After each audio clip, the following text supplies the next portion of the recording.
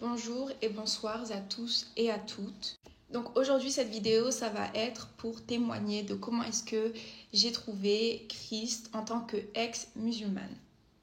Donc avant de commencer ce témoignage, il faut que je remercie tous mes frères et sœurs en Christ qui m'ont vraiment apporté que de la positivité, que de l'amour, que de la bienveillance. Vraiment, ça m'a vraiment touchée. Par contre, il va falloir que j'aborde les messages des personnes musulmanes qui sont venues me persécuter dans les commentaires avec de la haine, de la colère, de la cruauté. Mais vous faites honte à votre communauté des bons musulmans qui sont là.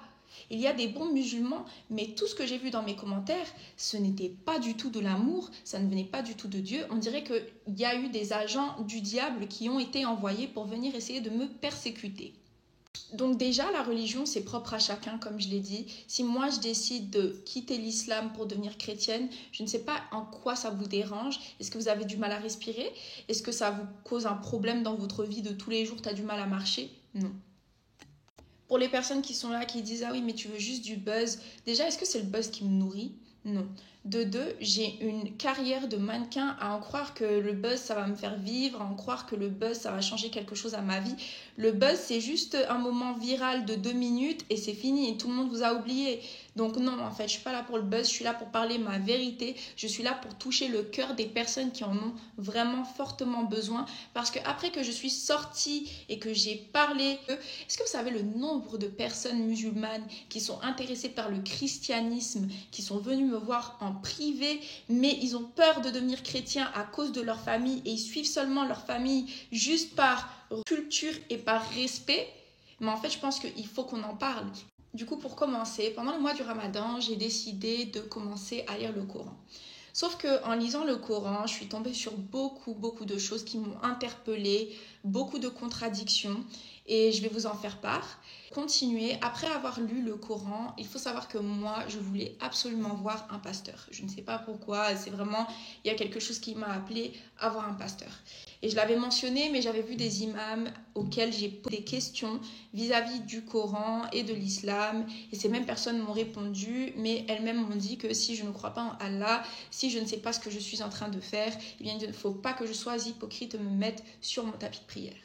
Donc ce même pasteur, il vient à la maison et il faut savoir que moi, j'avais des questions que j'ai posées à Dieu. Je ne les ai posées à personne d'autre, je ne les ai pas posées à un imam, ils sont restés en moi. J'ai demandé à Dieu de se révéler à moi d'une manière que je ne pourrais jamais l'oublier et que s'il se révèle à moi, alors vraiment, je lui donnerai ma vie. Et donc, monsieur le pasteur, il vient et il a commencé à me dire que Dieu était en train de lui parler de moi. Et il commence à me parler. Et encore une fois, le pasteur, je ne l'ai jamais vu de ma vie. On ne s'est jamais adressé la parole. C'était la première fois que je le rencontrais. Il n'y a jamais eu de débriefing. Donc ce pasteur commence à me parler et il me dit que Dieu lui parle de moi. Et il commence à me parler par rapport à vraiment des choses qui étaient sur mon cœur, par rapport à ma vie. Il n'y a qu'un envoyé de Dieu qui aurait pu dire tout ce qu'il a dit, sachant que toutes ces choses, je ne les ai jamais divulguées ni partagées à qui que ce soit. Que personne n'aurait pu savoir à part Dieu.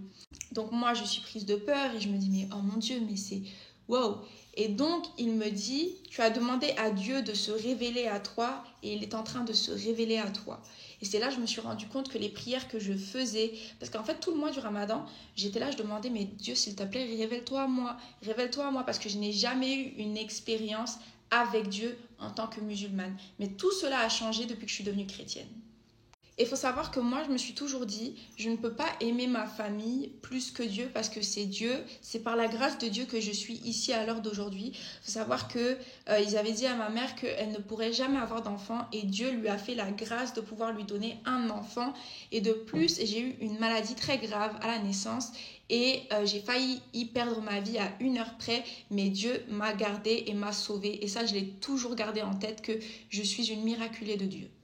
Donc c'est là que j'ai compris, je ne suis pas digne de Dieu si j'aime ma famille plus que lui. Et donc je pense que le pasteur, il savait que dans mon cœur, je voulais donner ma vie au Christ parce que dans ma tête, je me suis dit, mais je veux devenir chrétienne, je veux devenir chrétienne, je veux devenir chrétienne. Il me dit, est-ce que tu veux donner ta vie au Christ?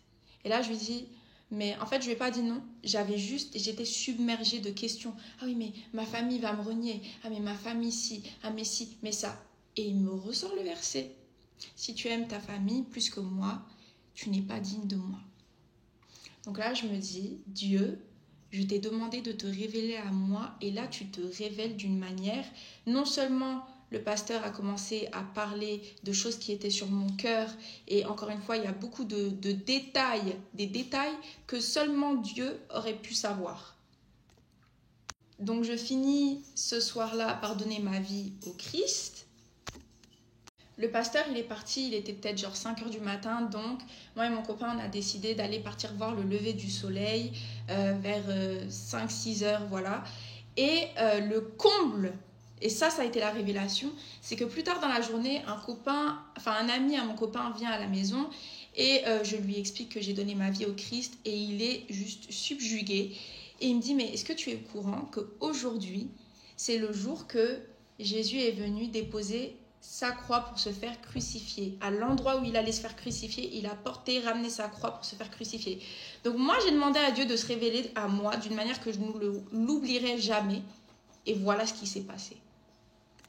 Et donc pour continuer mon témoignage, je vois qu'une fois que je suis devenue chrétienne, lorsque ça a été révélé, parce que je ne l'ai pas révélé directement, moi je voulais attendre, être dans ma foi, grandir dans ma foi, sauf que ça a fini par être appris en fait.